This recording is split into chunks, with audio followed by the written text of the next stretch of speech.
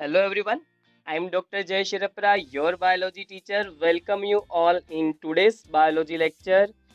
In today's lecture, I am going to start new chapter and the name of this chapter is Reproduction in Organism. ये chapter reproduction unit का first chapter है। 4 chapter है total reproduction unit में। First chapter है reproduction in organism. Second chapter हम पढ़ेंगे जिसका नाम है sexual reproduction in flowering plants. Flowering plants में सेक्सुअल रिप्रोडक्शन कैसे होता है, सीड एंड फ्रूट्स कैसे फॉर्म होते हैं। थर्ड चैप्टर ह्यूमन रिप्रोडक्शन के बारे में है, reproductive organs, functions of reproductive organs, sperm production, ovum production. And fourth chapter reproductive health के बारे में है कि हम हमारी रिप्रोडक्टिव हेल्थ को किस तरीके से मेंटेन रख सकते हैं। टेस्ट ट्यूब बेबी जो आपने सुना होगा उसके बारे में थोड़ा बहुत कंटेंट है, और कॉन्ट्रासेप्टिव मेथड्स। ये जो आज का हमारा चैप्टर है रिप्रोडक्शन इन ऑर्गेनिज्म, कहीं ना कहीं ये आपको आपकी पास्ट स्टडी से रूबरू करवाएगा, आपको वापस से रिकॉल करवाएगा वो सब जो आपने लोअर स्टैंडर्ड में पढ़ के रखा है। यहाँ पर कुछ कॉन्सेप्ट ऐसे हैं जो ऑलरेडी आपने पढ़ रखे होंगे, तो ये चैप्टर आपके लिए काफ़ी इजी रहेगा।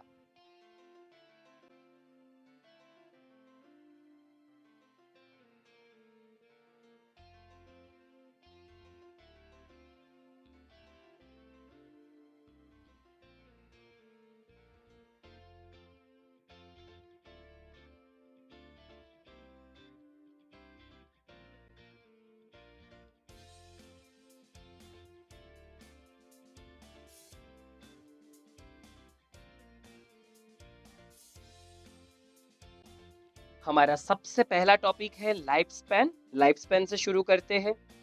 लाइफ स्पैन बहुत ही बेसिक वर्ड है, मेरे हिसाब से आप सबको इसका मीनिंग पता ही होगा। आप सब लाइफ स्पैन के बारे में जानते ही होंगे। जो नहीं जानते उनको मैं बता दूं, लाइफ स्पैन का मतलब होता है time period between the birth and death. जन्म और मृत्यु के बीच का जो वक्त है, टाइम पीरियड जो है between the birth and death, उसको हम कहते हैं लाइफ स्पैन। जो पीरियड, जो टाइम हमें जिंदगी जीने के लिए मिलता है, जितने पीरियड के लिए इस अर्थ पे हम हमारी लाइफ को सरवाइव करते हैं, जीते हैं, मजे लेते हैं, हमारी जो लाइफ की जर्नी है, उसके लिए ये वर्ड है लाइफ स्पैन। तो हर एक ऑर्गेनिज्म की लाइफ स्पैन अलग अलग होती है। सबकी जिंदगी एक समान तो नहीं होती, सब एक समान टाइम पीरियड इस अर्थ पे सरवाइव नहीं करते। The sizes of crows and parrots are not very different, yet their lifespan show a wide difference. अगर आप जानते हो तो शायद आपको पता होगा कि crows and parrots are almost similar by size. इनकी साइज लगभग लगभग सिमिलर है, अप्रोक्सीमेटली सिमिलर साइज इनकी होती है। Yet their lifespan show a wide difference. Size एक समान होने के बावजूद भी इनकी लाइफ स्पैन डिफरेंट है। मेरे हिसाब से आप सबको शायद ही पता होगा कि जो क्रो है वो 15 ईयर के लिए सरवाइव करता है, उसकी लाइफ स्पेन, उसकी ज़िंदगी बस इतनी ही है। जबकि पैरट की ज़िंदगी जो है वो है 140 ईयर्स, 140 साल। बहुत बड़ी लाइफ है इसकी, इतनी लाइफ तो हमें भी नहीं मिली है। पर साइज का कोई वास्ता नहीं है, कोई संबंध नहीं है लाइफ स्पेन के साथ। हम कह सकते हैं साइज सेम होने के बाद भी लाइफ स्पेन डिफरेंट हो सकती है। मैंगो ट्री का एग्जांपल लेते हैं। Mango tree has a much shorter life span as compare to peepal tree. पीपल के कंपेरिजन में मैंगो की लाइफ स्पेन छोटी होती है। No individual is immortal. अमर कोई नहीं है, इमॉर्टल कोई नहीं है। नेचर ने जहाँ पर बर्थ दिया है वहाँ पर डेथ दी है। अगर डेथ नहीं होती तो जो भी ऑर्गेनिजम्स बर्थ ले रहे वो बहुत लंबे वक्त के लिए इस अर्थ पे प्रेजेंट रहते। और अगर कोई मरता ही नहीं तो नए स्पीशीज के ओरिजिनेट होने के लिए या नए ऑर्गेनिजम्स को लाइफ में सरवाइव करने के लिए अपॉर्चुनिटी नहीं मिल पाती। नेचर सबको रूम देना चाहती थी, सबको स्पेस देना चाहती थी, सबके लिए इक्वल अपॉर्चुनिटीज होनी चाहिए, कोई स्पीशीज डोमिनेटिंग नहीं होनी चाहिए, और इसलिए उसने लाइफ के साथ साथ डेथ रखी। पर स्पीशीज कंप्लीटली एक्सटिंक्ट ना हो जाए, इस रीजन से उसने रिप्रोडक्शन रखा है सब स्पीशीज के सेंटर के अंदर। तो कोई भी इंडिविजुअल है वो इमॉर्टल नहीं है। जो बर्थ लेता है उसकी डेथ फिक्स्ड है। कुछ फिलोसोफर्स का कहना है कि जब हम बात करते हैं लिविंग ऑर्गेनिजम्स के कैरेक्टरिस्टिक्स की, तब उनका मानना है कि ग्रोथ, डेवलपमेंट, कॉन्शियसनेस, मेटाबॉलिज्म, उसके अलावा रिप्रोडक्शन, इसके साथ-साथ कुछ और भी फीचर्स हैं जिनको इंक्लूड ज़रूर करना चाहिए, और वो है बर्थ एंड डेथ। इनका मानना है कि birth and death both features are unique features of living organisms. Living birth लेते हैं और जो बर्थ लेता है उसकी डेथ भी फिक्स्ड है। इसका मतलब ये हुआ कि लिविंग उसी को कह सकते हैं जो बर्थ लेता है, और हर एक लिविंग ऑर्गेनिज्म डेथ शो करता ही है, एक्सेप्ट सिंगल सेल्ड ऑर्गेनिज्म। इन्होंने यहाँ पर एक्सेप्शन दिखा है, पर ये एक्सेप्शन आधा अधूरा है। कोई भी सिंगल सेल ऑर्गेनिज्म अमर नहीं होता, इमॉर्टल नहीं होता। हम एंटीबायोटिक्स लेते हैं तो हमारे बैक्टीरियाज जो हमारी बॉडी में होते हैं डिजीज कॉजिंग, उनकी डेथ हो जाती है। पैरामीशियम अमीबा को भी किल किया जा सकता है, ये अमर नहीं है। फिर ये वर्ड यहाँ क्यों है? सिंगल सेल ऑर्गेनिजम्स को एक्सेप्शनल केस क्यों शो किया है? उनको यहाँ पर इमॉर्टल क्यों दिखाया है?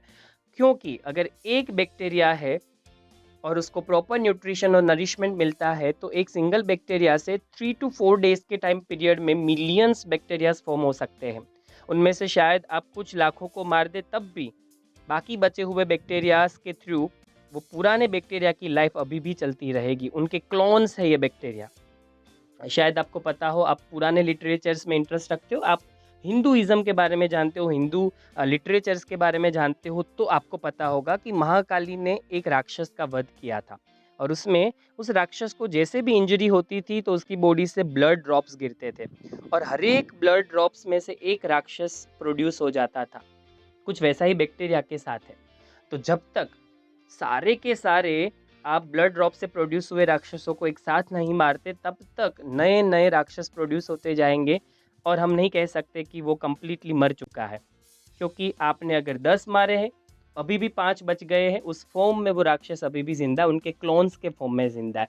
कुछ वैसा ही कॉन्सेप्ट यहाँ पर सिंगल सेल ऑर्गेनिज्म के लिए है, इसलिए यह वर्ड यूज किया है कि except single cell organisms. There must be some processes in living organism that ensure this continuity. अगर डेथ फाइनल है, अगर हम कहते हैं कि कोई भी individual, no individual is immortal, कोई भी अमर नहीं है, तो डेफिनेटली एक समय के बाद ये ऑर्गेनिजम्स मर जाएंगे। तो अगर ऑर्गेनिजम्स मरते रहते हैं तो क्या वो स्पीशीज एक्सटिंक्ट नहीं हो जाएगी? पर नहीं, नेचर ने नई स्पीशीज को मिलियन ईयर्स का वक्त लेके बनाया है। इवोल्यूशन प्रोसेस ने मिलियन ईयर्स का वक्त लिया है। नेचर ने जो ये आर्ट फॉर्म किया है, बायोडाइवर्सिटी फॉर्म की है, उसके लिए उसको मिलियन ईयर्स लग गए हैं। और नेचर बिल्कुल नहीं चाहती कि ये लाइफ जिसको प्रोड्यूस होने में इतने साल लग गए हैं वो खत्म हो जाए। इसीलिए नेचर ने एक ऐसी प्रोसेस रखी है हर एक ऑर्गेनिज्म के सेंटर में, जिससे वो मरने से पहले अपने जैसे ऑर्गेनिजम्स को फॉर्म करके जाता है, जिसको हम बेबीज कहते हैं, ऑफस्प्रिंग कहते हैं, प्रोजेनी कहते हैं, न्यू जनरेशन कहते हैं। और जो प्रोड्यूस होती है रिप्रोडक्शन नाम की प्रोसेस से। इसलिए भले ही वो खुद मर जाते हैं, उनकी डेथ हो जाती है, पर उनके पीछे उनकी जनरेशन, या फिर हम बेटर वे में कह सकते हैं कि उस स्पीशीज को कैरी फॉरवर्ड करने के लिए नई जनरेशन होती है, नए यंग इंडिविजुअल्स होते हैं, और वो हमारी इस जनरेशन को, हमारी स्पीशीज की कंटिन्यूटी को इस अर्थ पे बनाए रखेंगे। It is reproduction. जैसे मैंने आपको बताया, ये प्रोसेस का नाम रिप्रोडक्शन है, जो स्पीशीज की कंटिन्यूटी इस अर्थ पे बनाए रखता है। Something that we take for granted, पर इस चीज़ को हमने थोड़ा सा फायदे की तरफ ले लिया है, और स्पीशीज की कंटिन्यूटी के लिए रिप्रोडक्शन होना चाहिए। रिप्रोडक्शन फिर इतना नहीं होना चाहिए कि पॉपुलेशन में ब्लास्ट हो, क्योंकि ओवर पॉपुलेशन की वजह से पॉवर्टी, करप्शन और अनएम्प्लॉयमेंट जैसे प्रॉब्लम्स धीरे धीरे इंक्रीज होने लगते हैं।